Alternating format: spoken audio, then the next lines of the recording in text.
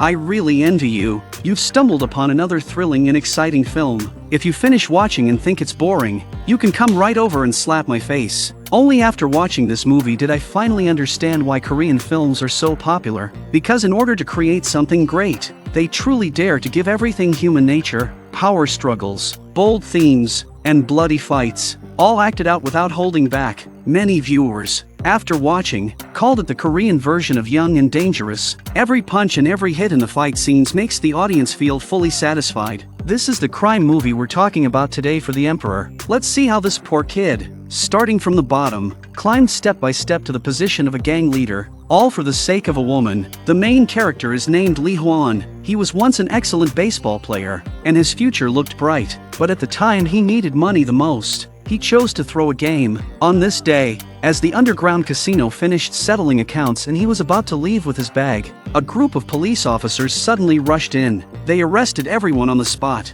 including baseball player Lee Hwan, and just like that, unlucky Lee Hwan was exposed for fixing games. He was banned for life, completely ending his athletic career. In an instant, Lee Hwan became a man pushed to the margins of society. Meanwhile, the casino suffered huge losses due to the manager's negligence. The gang's second-in-command scolded the man in charge, demanding he pay out of pocket to cover all the losses. But right at that moment, Lee Hwan suddenly appeared. 이거 승부 조작의 대가 이화야. It turned out he was there to get his own money back. Seeing how arrogant Lee Hwan was, the gang's second-in-command grew furious. Ready to teach him a harsh lesson, the two sides instantly started fighting.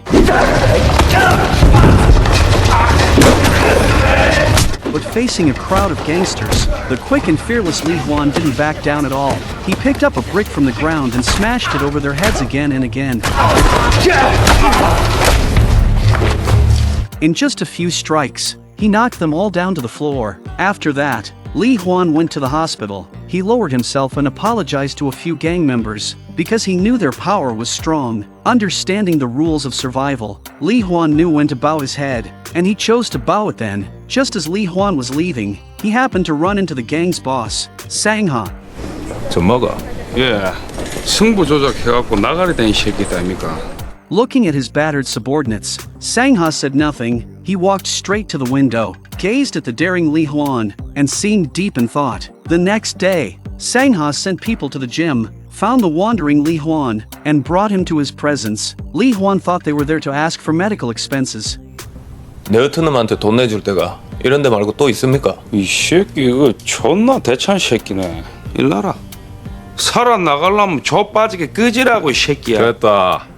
Just as one man was about to punish Lee Hwan, he was stopped by Sang-ha. Sang-ha said that the reason he came to find him was not to ask for money, but to give him a chance to make money, depending on whether he had the ability. The scene shifted, and Lee Hwan was taken to a seafood market to collect a debt, since the seafood boss was the kind of man who valued money more than his own life. This debt was extremely hard to collect. Before going in, the gang's second-in-command deliberately told Lee Hwan to study his techniques carefully, but to his surprise, Lee Hwan completely ignored him, calmly standing still and lighting a cigarette. When Lee Hwan finished smoking and walked into the market, he saw that several men had already been beaten badly and fled in panic. At this moment, the second-in-command was being brutally beaten by the market boss.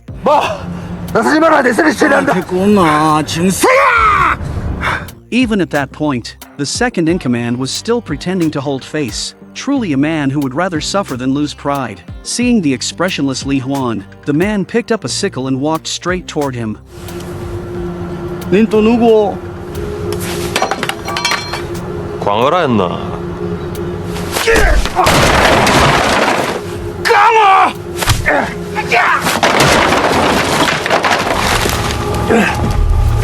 When the man thrust the blade forward, Lee Hwan blocked it with his bare hands. He truly was a ruthless man. Then he grabbed the boss's clothes, slammed his head hard against him, and knocked him out, tossing him into a water tank. He then casually picked up a frozen salted fish and smashed it over the boss's head repeatedly. Just like that, a debt that hadn't been collected for years was recovered in a single move by Lee Hwan. This made Sang-ha admire him greatly, so after giving him some money, he formally invited him to join the gang.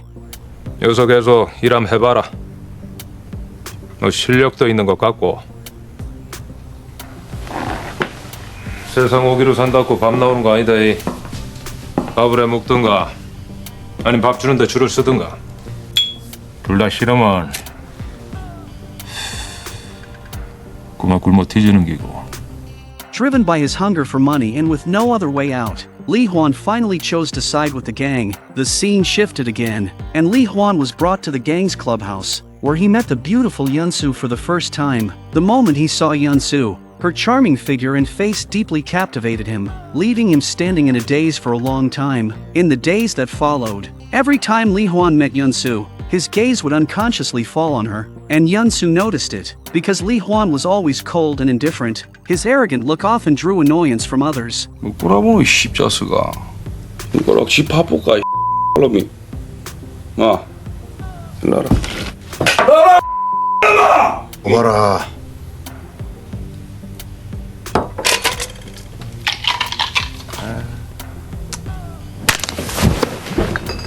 But that look made Sangha admire him, because Sangha knew very well that only someone as cold as Li Huan could accomplish big things, and as he expected, ever since Li Huan joined the gang, wherever he went, he never came back empty-handed. His efficiency was many times higher than anyone else's. To tie Li Huan down, Sangha even gave him a Mercedes and let him take over his casino. But while his career was booming, Li Huan's attention slowly shifted to Yunsu. Seeing Yunsu constantly forced to drink with clients, Li Huan gradually grew jealous. Finally, one day after drinking with clients, Yunsu saw Li Huan smoking alone, and she took the initiative to greet him by his car. 내일 뭐 하는데?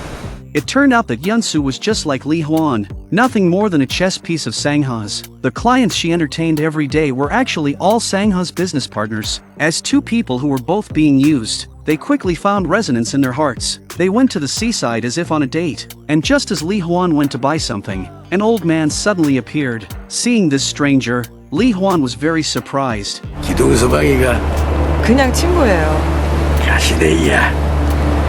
이 임마하고 배꼽 맞췄지.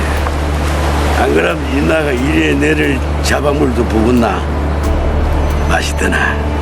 아직 젊어갖고 조독조독하지. Li Huan grew angry and was about to teach the old man a lesson, but Yunsu stopped him. At that moment, Li Huan did not know that this old man was actually the true leader of the gang. As time went by, Li Huan and Yunsu also became a couple. One day, Sangha introduced his boss to Li Huan. When the man turned around, Li Huan realized it was the old man, but he didn't panic, calmly greeting him instead. From Li Huan's expression, the old man knew immediately that this person was not ordinary. This time, the reason the old man called Sangha over was because their archenemy, Jack Du, would soon be released from prison, so he listed a few names and ordered Sangha to deal with them in advance to avoid future trouble. In just a few months, under Sangha's promotion, Li Huan achieved both career success and love. After finding out that Li Huan and Yunsu were together, Sangha, as the boss, still kindly reminded Li Huan that if he wanted to stand firm, he could not let anyone control his emotions.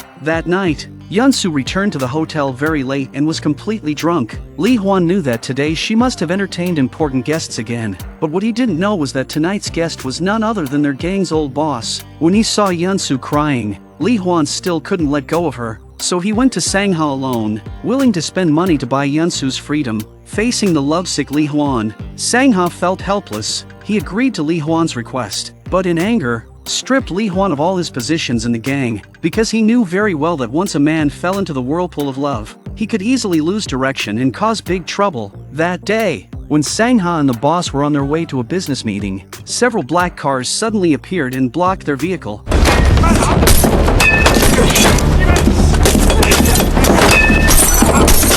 It turned out to be their archenemy, Jack Du. Seeing his old enemy, Jack Du was furious. He smashed the car window with a baseball bat, ready to vent all the suffering he had endured over the years. Fortunately, at the critical moment, Sangha's men rushed to the scene in time. Seeing their fierce momentum, Jack Du had no choice but to retreat temporarily and drive away. The old man was very angry and asked why Li Huan had not taken care of them, having nearly lost his life. Sangha vented all his anger on Yunsu. He believed that all the recent misfortune was because of her. Li Huan was clearly the one he had nurtured himself, but now he had become Yunsu's slave. In order to completely eliminate Jack Du, Sangha sent Li Huan with all the gang members to drive at night to Jack Du's place. As always, Li Huan was the one charging in front. Once everyone arrived, they immediately began fighting with Jack Du's men.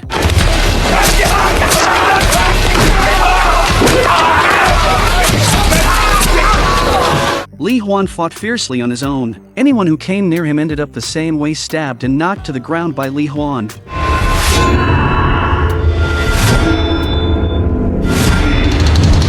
Unfortunately, Jack Du was nowhere to be found among the bodies. It turned out that the cunning Jack Du had already guessed they would come for revenge, so while all his men were sent out, he secretly went to find Sangha. When Li Huan learned that Sangha had been captured by Jack Du, he did not hesitate and went there alone. But against the strong and powerful Jack Du, Li Huan seemed no match for him. Every attempt to attack was blocked by Jack Du.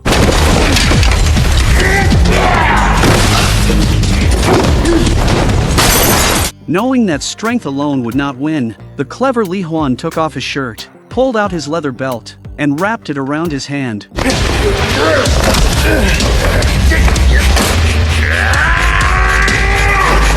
At the right moment, he suddenly tightened the belt around Jack Du's neck and used all his strength. Jack Du tried to fight back, but he couldn't reach Li Huan until Jack Du was strangled unconscious. Li Huan then threw him aside and fiercely kicked him again and again, barely managing to defeat Jack Du. But when Li Huan took Jack Du deep into the mountains, preparing to bury him alive, Jack Du revealed a shocking secret.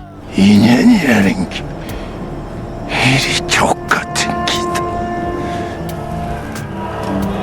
존나 안 웃기나.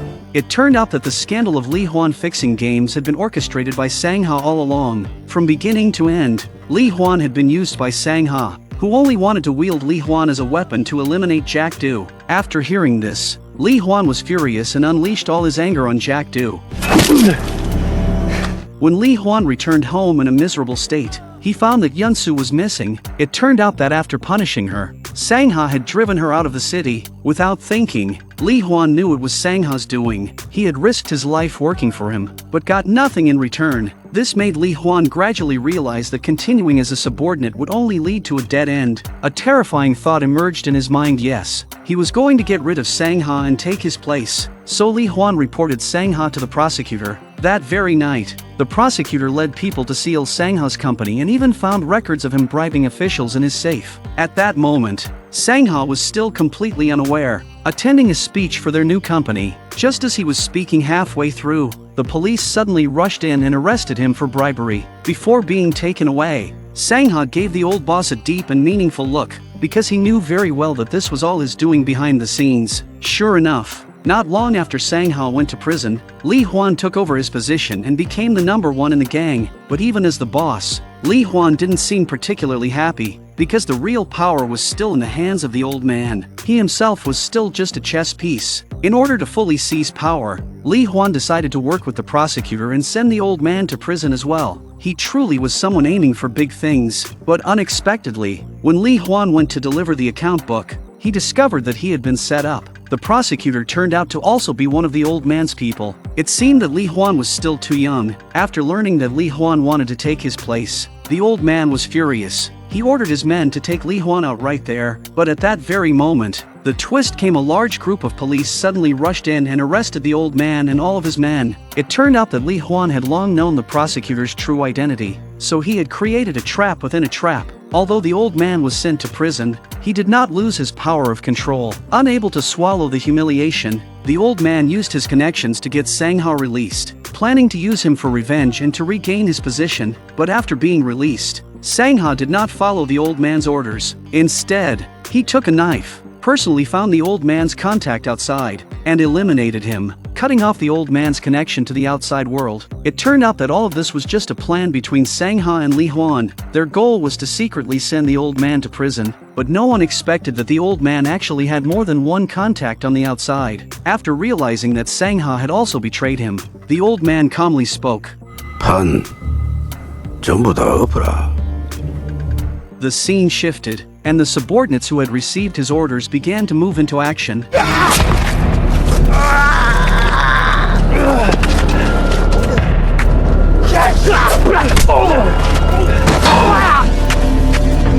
Seeing the number of enemies increasing, at the critical moment Sangha arrived wearing gloves. And so, The two of them fought side by side against the attackers.